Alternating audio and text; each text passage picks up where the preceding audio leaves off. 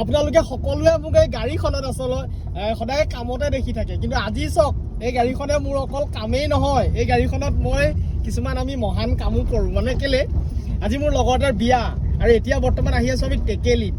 এইফালে মোৰ বহি আছে চাওক মামী নমস্কাৰ দি দিয়ক। নমস্কাৰ। এইফালে আমাৰ এজনী বাইদেউ আছে, এয়া একদম যোৰহাট, আমাৰ যোৰহাট কৰ আপোনাৰ যোৰহাট মেলেং। আৰু এইফালে নবৌ এজনী আছে আৰু এইফালে আছে আমাৰ খুৰী। বিয়াৰ পৰিৱেশ, বিয়া নাম এটা গাবচোন খুৰী, গাই দিয়ক এটা ভাল বিয়া নাম।